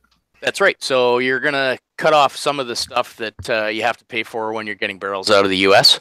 So any kind of tariffs, any kind of ITAR stuff, import fees, all that stuff doesn't apply to our barrels. And also, if you're in Canada, it's in Canadian dollars. So makes it nice. Good.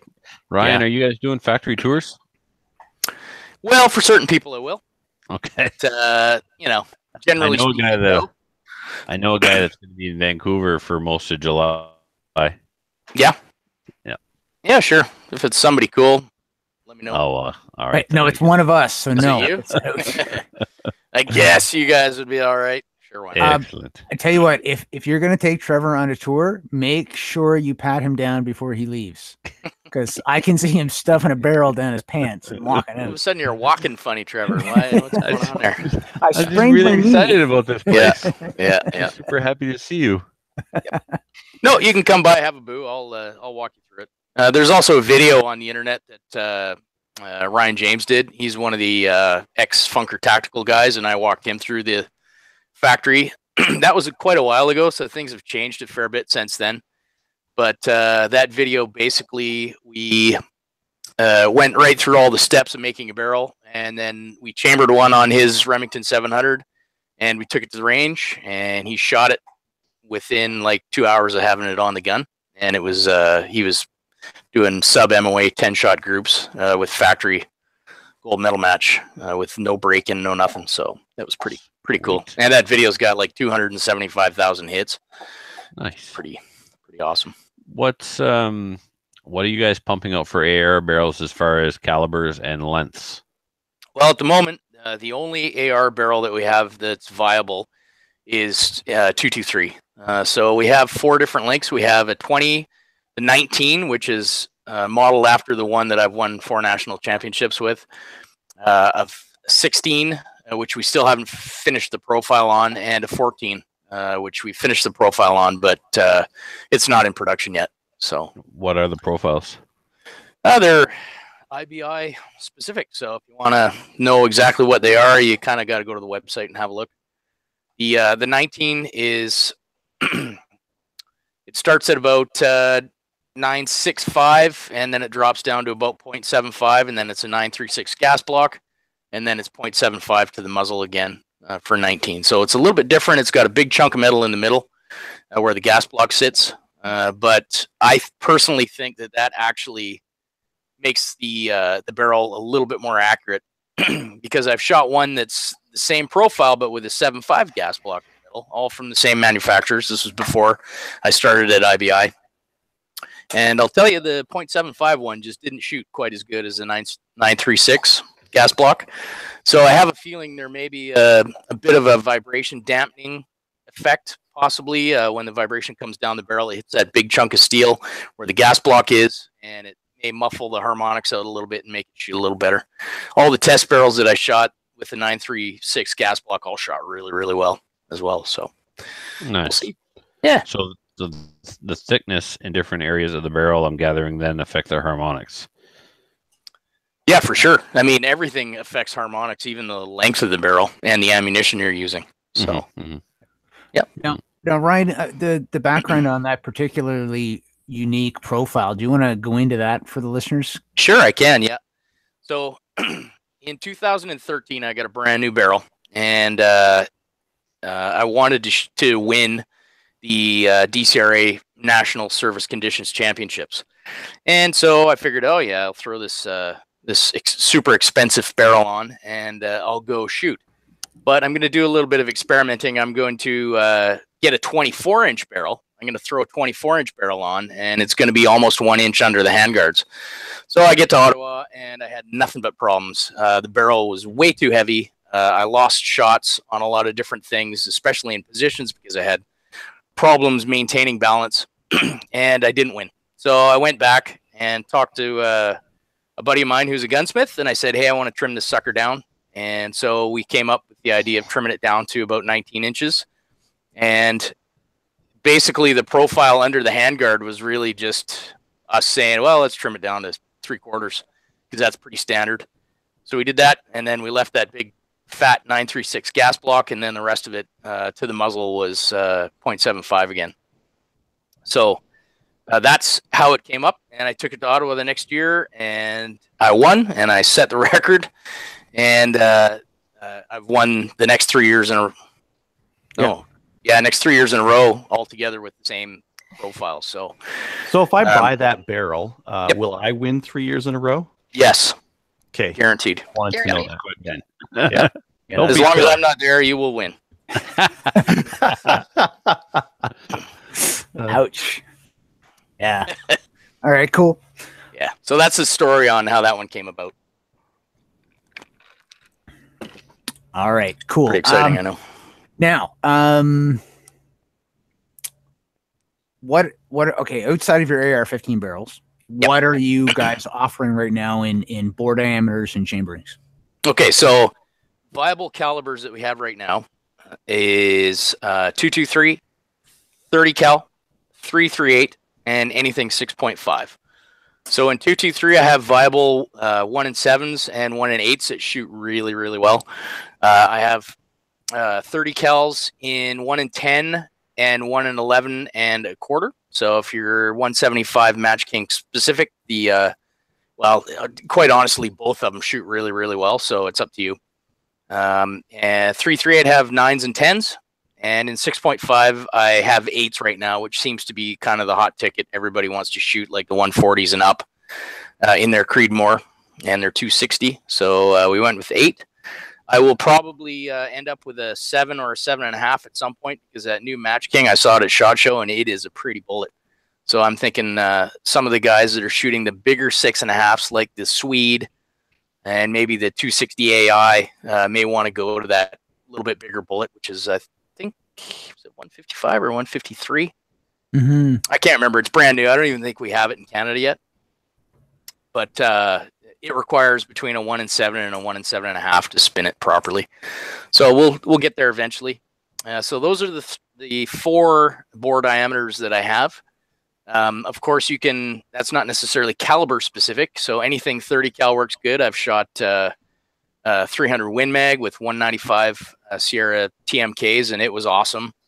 I've shot, I haven't shot yet, but I've got a Valkyrie reamer on the way. So I'm going to be playing with the Valkyrie, which will probably need the 1 in 7 to spin it properly, but we'll see. I have a 6.5 Grendel reamer on the way. So there's going to be lots of fun stuff coming down the pipe as far as calibers go. Yeah. Have you done any testing R&D with the? No, not yet, because I don't have a reamer to cut any chambers with it. Right. So, yep. But we have like the button size but and dimensions and all that stuff, so we'll see how she goes. I like it, but I hear that as the cartridge is full potential, you need to have a 24-inch barrel. Yeah, it wouldn't surprise me. I don't want a 24-inch air. It's big. It is, yeah. But where I think you might see it take off a bit, and I've already had a couple of people sort of probing the waters a little bit, is in the PRS gas gun competitions down in the US, where they don't have a problem running a 24-inch AR. They're not, they're shooting off of boxes and different prone and all kinds of different stuff. So it doesn't really matter too much for them. So that's probably where you'll see it take off. I've heard some people talking about it even for bolt guns, because they like the ballistics of that 90 grain 223 projectile. So you're going to see, and 24-inch in a bolt gun is going to be fine, especially if you're off a bipod or bags or something like that. Doesn't matter. I think in a bolt gun, it's going to make a lot of sense for a lot of people. Yeah, shooting those 90 grainers, you're getting a lot more speed than you can get with a 90 grainer and a 223. So I saw an interesting test on YouTube today, and it was a guy shooting a Valkyrie against a Creedmoor and a 223, and he just shot all the way back to 400 yards and shot it on the same paper, and then just sort of measured the amount of drop, and the Valkyrie had a lot less drop, actually, even than the Creedmoor. So I was a little surprised. Wow, that's just screaming. So yeah, you're gonna it's gonna get there pretty quick. Yep, for sure. So yeah, and I mean, in the PRS world, having a lot less wind drift is going to be kind of an important thing as well. Yep. So if you can get less wind drift than either of those two other projectiles, then it's probably something to look at. Wonder how long it'll be before we see it in Ottawa. Somebody will bring one, I'm sure. Oh yeah, no, they'll be. I can think of. I know who I think would have it too. But anyway. Yep. I can take a guess, and I'd probably be right. Yeah. But it'll be good. Yeah. No, it's another one to spank. Yep. All right. Cool. So, IBI started last summer ish.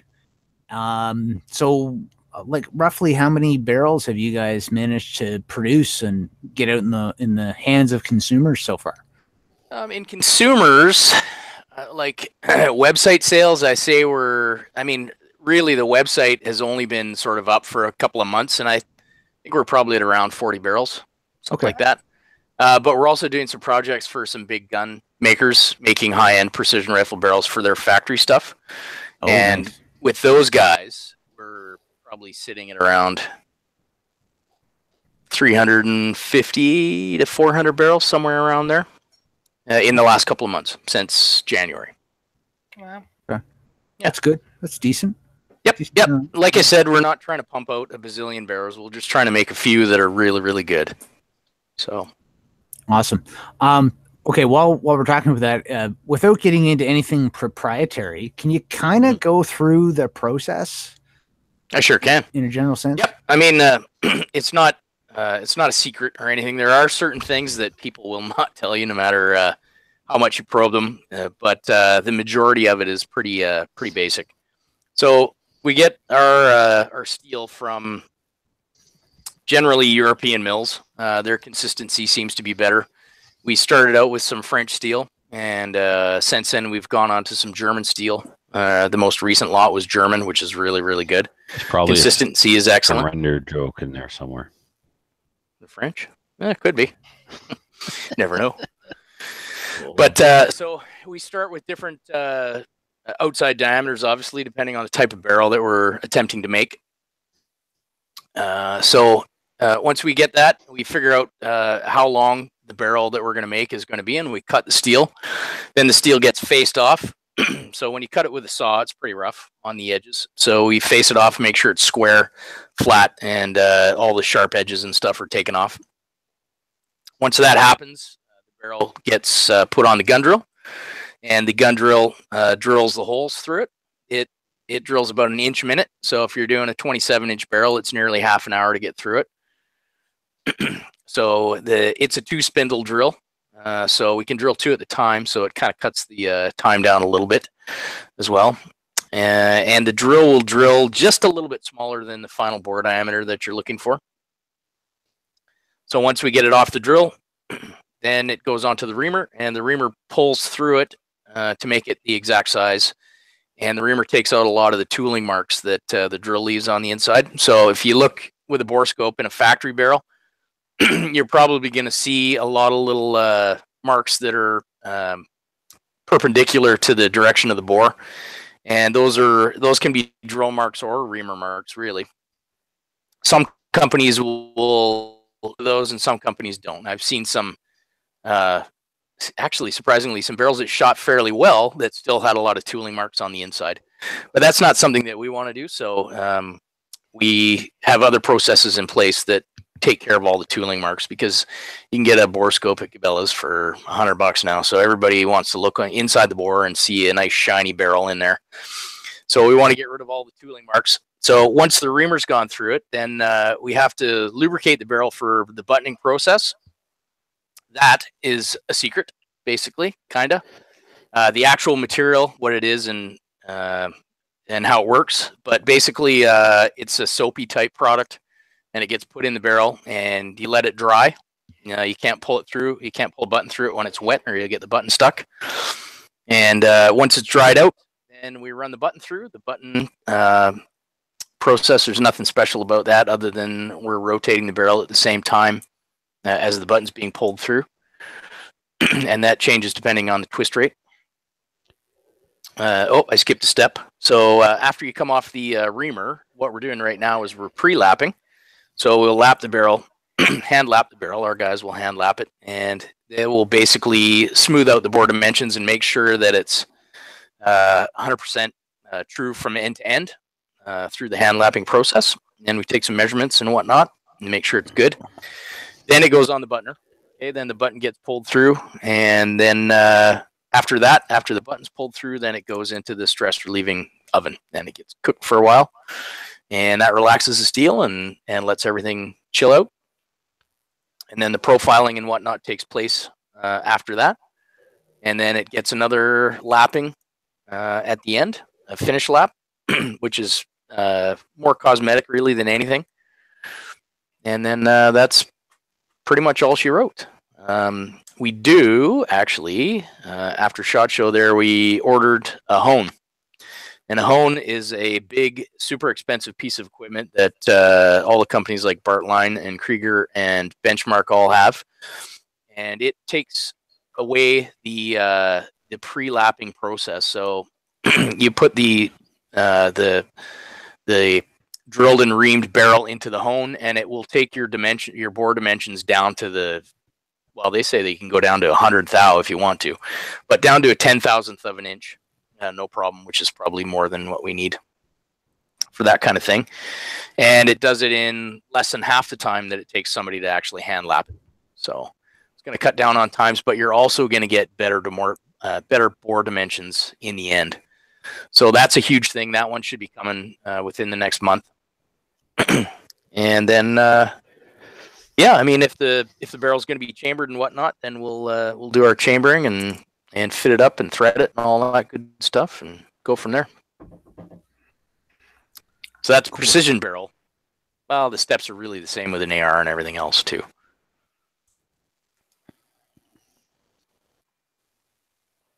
Hey, Brian, you need to unmute. There we go. Now I'm better off. Why is Ryan ignoring me again? He only does that at the Nationals. Jeez. That's me.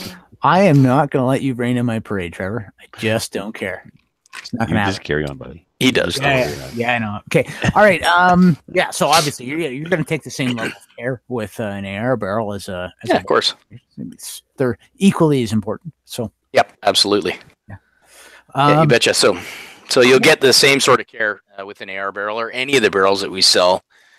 And that's kind of the difference that I'm sort of trying to get across to people, is that I actually care about how these barrels shoot, because I'm a shooter myself, and not only that, but my name's on some of them. So these barrels have to be able to keep up, and that's also part of the reason why we haven't released a whole pile of stuff already, is because I'm not satisfied. I'm not satisfied with the testing. So once something finally gets to market or gets put on the website or whatnot, then you know that it's going to be good to go when you get it. That's not going to be a work in progress. Yep. Yeah, and I could vouch for that. Ryan and I kind of message back and forth a fair bit, and he kind of tells me about his quote unquote not good enough. And I'm like, oh, gee, man, that ain't bad. There's lots of people would be happy to buy that, but I get it. Yeah, there were a couple where I was like, wow, that's pretty good for that. But if it was what I wanted it to be, then it would be a lot better. So just keep pushing and get it to the place where it needs to be, and then we can release it then. It's a little bit slower process, but I think in the end it's worth it. Cool. Now what about another question comes to mind just because we have Kelly on. I always have to think about rimfire with Kelly. You guys thinking about doing rimfire anytime? Yeah, heck yeah. Yeah, totally. We're totally thinking about rimfire. Actually, on the way here, I had a guy phone me and ask me about a 22 barrel. And we're a ways away from that. We'll get to it for sure, but we're a ways away from it. my next two calibers or bore dimensions are both going to be 6mm and 7mm.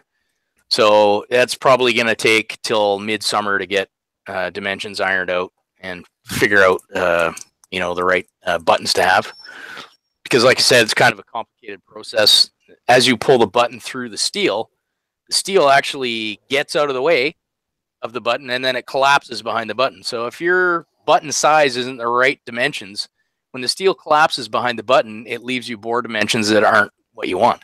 So you change the button dimensions by a few tenths of a thou, and it changes the bore dimensions. So there's a little bit of hit and miss trying to figure it out. And the unfortunate part is that changes on lots of steel, and it changes from stainless to 4140. So It's fairly complicated. So go ahead. Sorry, I'm going to be looking at 300 blackout. Yeah. Oh yeah. I mean, we can do 300 blackout already because we have the proper bore dimensions for 30 cal. I don't have any twist rates lower than 1 in 10. So if you want to shoot 208s or whatever the case may be, subsonic, you can try it with the 10. I haven't got a reamer, so I haven't been able to test it, but I would imagine it would shoot pretty good. I don't want 300 blackout. I want 7.62 by 40 WT. But first thing would be the button, and then would be the reamer. Yep. Yeah. Is that it shoots a 30 cal bullet? It does. Yeah. It's a 300 blackout for men. So it's the same. It's like going from a 38 special to a 357 Magnum or a 9mm to a 9x23. Yeah. It's just the case is longer. You take 5mm off the top of a full length 223 case, neck it down to a 30 cal, and you're done. Interesting. And what bullets are they shooting with that? I don't recall. I'd have to go look at the data. It's similar weights to 300 blackout, but it is. So it's meant to be suppressed kind of idea. No, it's more powerful than the 300 blackout, and it's meant for shooting hogs. I haven't seen anybody suppress one yet. I'll give me a second there. You carry on. What would be the point of trying to suppress something by making it faster than the suppressed 300 blackout? Right. Like, you can't really do that. Make any sense, really. Honestly, I'm pretty sure Trevor's the only person who's ever heard of this cartridge. Yeah, I haven't heard of it, but that's cool. I'll have to look into it and see what the deal is. It's an amazing cartridge. You might have to look inside Trevor's head, because that might be the only place it exists. Maybe just made it up. No, man, it's a thing. Wilson Combat. Look. Well, in the testing of our 30 cal, when I was testing for 308, the 30 cal blanks, I shot everything from 155s all the way up to 208 AMAX out of the 10 twist, and they all shot really, really well. So it might change a little bit for blackout. I know some agencies are going with as far down as a 1 in 7 twist for the subsonic stuff that they're going to suppress. They're saying here, Ryan, 110 to 150 grain. 110 to 150. Okay. Yeah, makes sense. Yeah, and a faster twist makes sense because you're not going to get the muzzle velocity if you're shooting at subsonic. So you need a faster twist to get the spin. So to stabilize it. You bet. Yeah. Absolutely. Yeah, if you're going to do 150, they're saying you're going to want a 1 in 8. Interesting. Yeah. Cool. All right. Awesome. So what about any ideas on maybe handgun barrels someday? Yeah, I mean, we have some tooling for that already. We already have tooling for 9, 40, and 45. But we just are so backed up trying to get all the rifle calibers sorted out that the handgun stuff is kind of an afterthought. But there's no reason why we can't. The only part that would be a little bit on the difficult side is sourcing steel that is going to be the right outside diameter to make the proper stuff with. I would imagine that you would probably have to go a little bit thicker and then just trim it down, and all that lathe time and CNC time just adds cost to the barrels. But yeah, it's worth looking into for sure. We'll get there eventually, but we want to get all the rifle stuff sorted out. For sure. That makes sense. Yeah. Focus on where you need to focus first. Don't spread yourself too thin. Yeah. Now, the other thing I should mention, the name of the company is International Barrel. So you're not just selling in Canada, right? You are distributing. That's right. Where have you been distributing so far? Let's see. England, Norway, the US, we can basically send the barrels anywhere that Canada allows export of firearms. Okay. And those countries allow import, obviously. Yeah. So, All right. yep.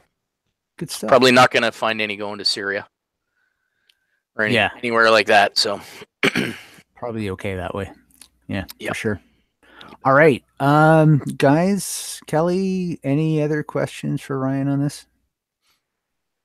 No, I think it's really cool that we have a local Canadian manufacturer that's kind of supporting the barrels market, because as we get some of these non-restricted rifles that have the capacity to change cartridges, we need that support in. So yeah, I'm just encouraging. I mean, yeah, get those weird cartridges in, because we're going to start to see people with the SLRs and the WK 180s and that kind of thing that want to run other cartridges. So the 224 Valkyries, the 6.5 Grendels, and whatever weird cartridge Trevor's in love with there.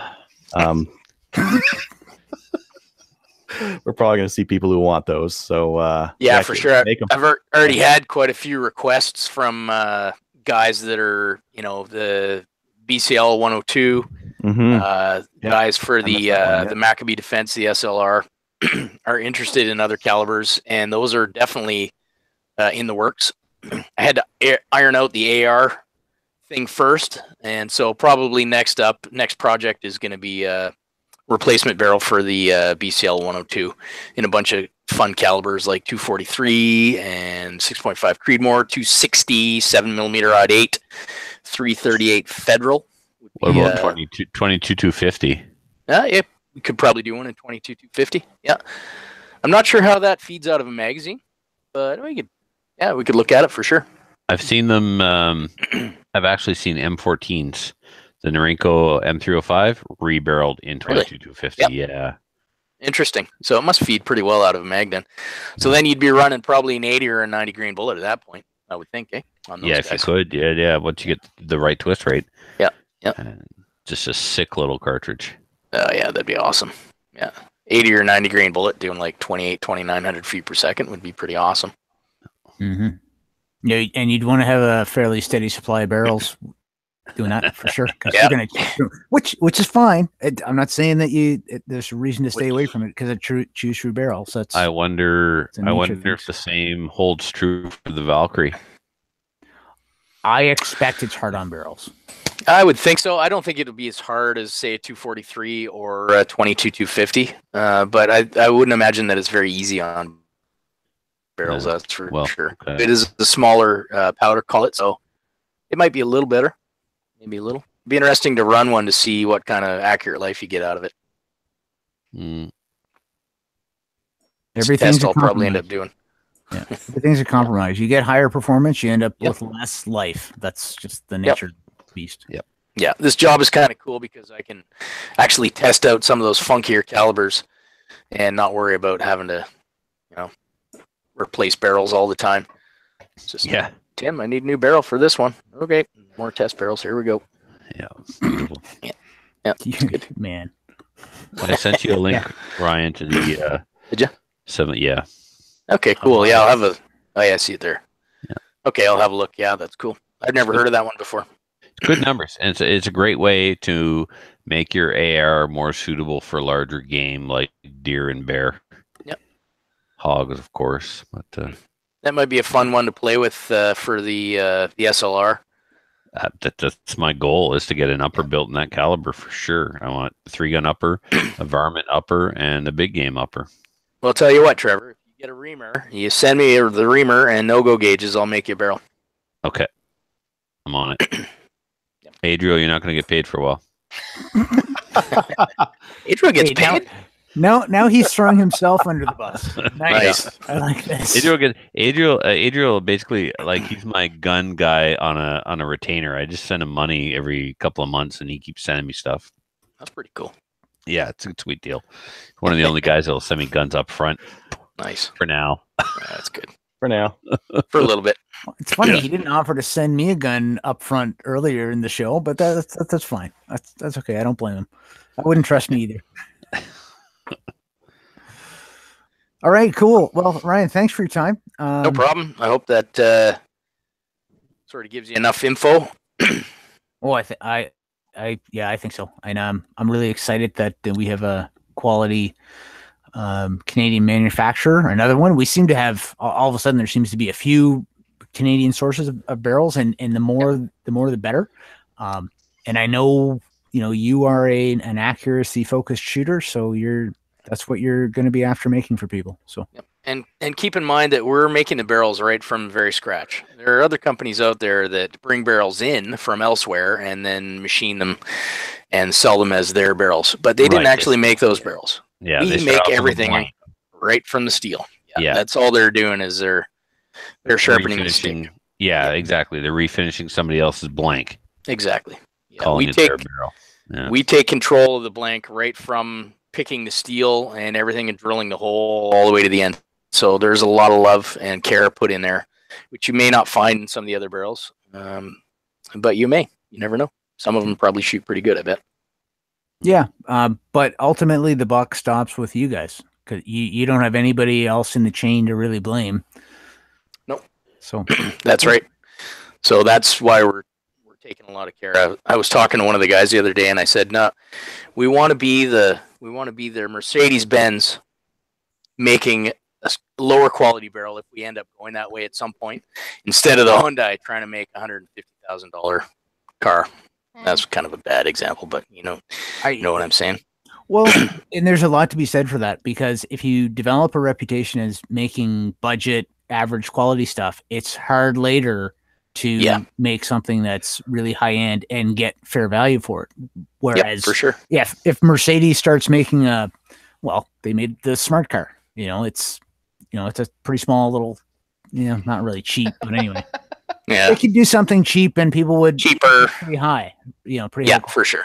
Yeah, the standards would be pretty good, and that's we want our reputation to be precision barrels that are super accurate first of all, and then if there comes a point where we're making something that's a little less expensive, then hopefully you're going to get the same kind of quality out of it instead of trying to go the other way.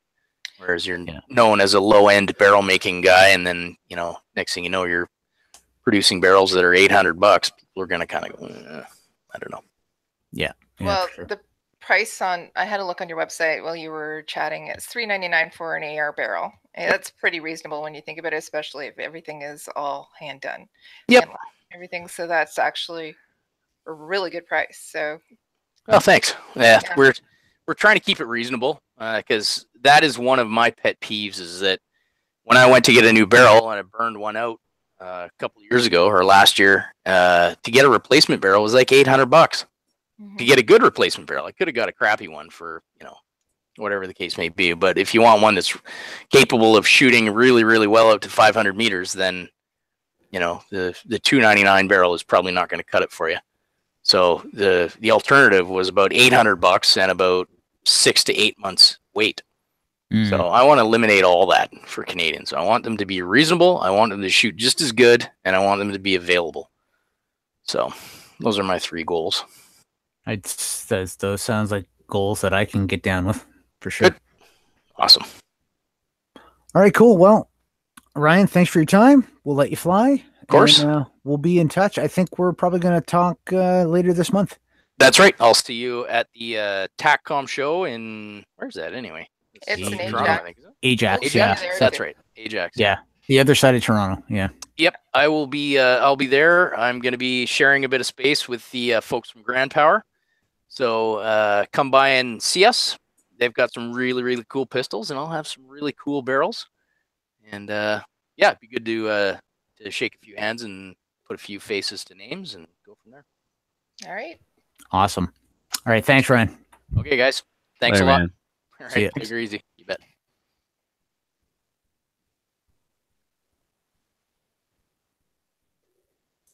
Okay, now let's keep going for the rest of it. Yeah, for sure. Anyways. Yeah, that's exciting. Next month. That was great. Cool. I'm going to be there too. Supposedly it's supposed to be a pretty big show. It's looking like it is going to be a pretty big show. Yeah, the organizer I talked to said they had sold 3,000 tickets already, so that's a fair bit. Yeah. Show.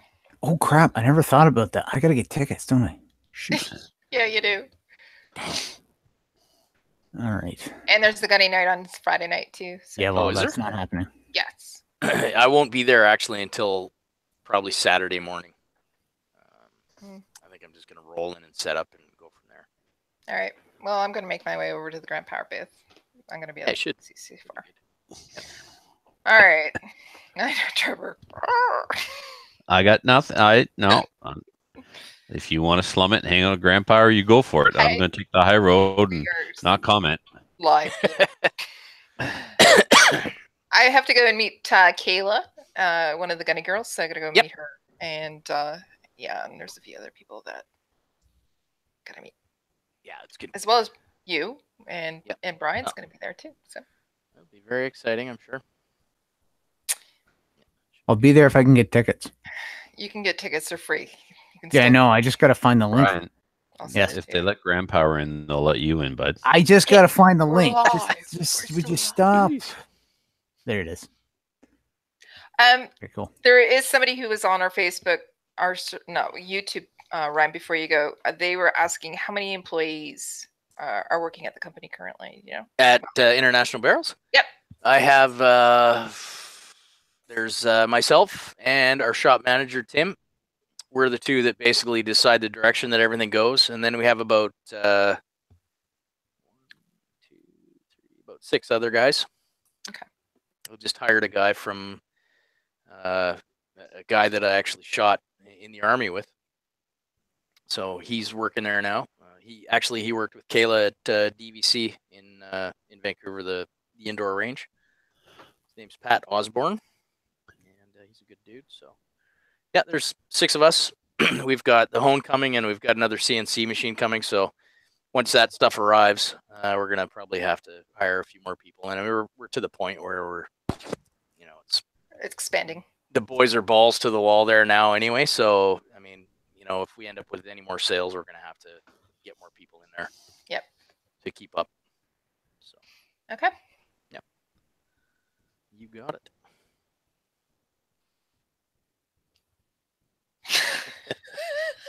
Brian's asleep. All right, no, I'm dealing with some other stuff here. There you go. Yeah, Zoned but out. yeah, sleep is how I spend much of my day. All right, we're gonna get on to the rest of the show. Yeah, I think we should. Yeah, we should cut Ryan loose and. Beautiful thing. All right. Thanks, guys. Hey, when do you think you're gonna air it? You figure Tonight. Oh, no kidding. Wow, crap. Okay, cool. Sounds good. Shoot me the link, and I'll stick it up on the IBI page. Awesome. Oh, nice. Yep. Sounds good. I have no idea how to get out of here, so somebody might have a red button or hit the There X. is a button at the top when you move your cursor. Oh, I see a red phone. There's a red phone. Just hit the red phone. Hit the red phone. There you go. Okay, got it. All right, see you guys. Later. Take it easy. Thanks. Thanks again. Bye. All right, let's head into listener feedback. And it's pretty quick. The first one here, I guess I'll take. This one's from James B. Hey, Slamfire, did he cut the barrel at 18 or 18.6? 18.6. Keep your Richard in a vice. P.S. Trevor, the girls are still waiting for a shout out. And the video he sent over was the video of that gun order in the U.S. who chopped his AR down to an illegal length. He was trying to symbolically show how he was making one less AR in the world by chopping it in half, but he chopped it where it would still shoot. And it would just be an illegal SBR, which is like a big no-no in the States. Yeah, hilarious. And for the mini snaps, here's your shout out. Great video. You guys are too cute. And obviously you get all your talent from your mom. Cool. right. Kelly, did you want to read the next one? Yes, it's also from James B. It says, Trevor, not saying you're a know-it-all, but know-it-alls are people too. They need a pat on the back with a 7.62 by 51 millimeter. Keep your Richard in a vice. I don't even know what I did to him from that time. Oh, yeah, he didn't like the text message exchange that we had going on. I'm going to see his buddy Don, and I wasn't replying to his, are you going? I'm like, I don't know what you're talking about. Don who? I never heard of her. So it's, it's just a ginger snapping again. I mean, redheads instead of a soul are filled with hate, and this is the kind of emails that we get. So it's unfortunate, but This is what he likes to do. He likes to hate on me through email because he's a soulless ginger. Cool. Okay. Yeah, okay. So now that we don't have any more red-headed listeners, that's Trevor at Slamfire Radio.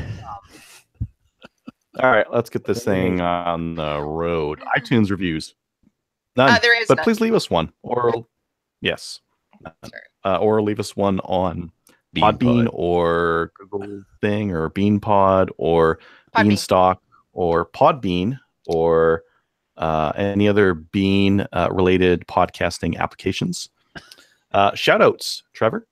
No, I don't have any this week. I'm sure somebody deserves one, but I can't remember. Kelly? Yeah, I have a couple. So Robert, Wes, and Kelly, it was great to shoot with you. So just wanted to say hello and also give a shout out to Wes because I know that Robert's going to get him to listen. And also to Lucas K from the CCFR. You're amazing. You're the bomb. I just wanted to say thank you. That's it. I do have one, Adriel. Sorry. Okay. To Jeff Reese from the Calgary Shooting Center. If you don't shop there, you're a communist. He put this in the mail for me. It's a Remington 597. Why another Remington 597? I don't know, dude, because it was super cheap. Okay, that's a good reason. So I immediately replaced the rails. Kelly was giving me some help selecting rails for my 597 before or after the maple seat. After the maple seat.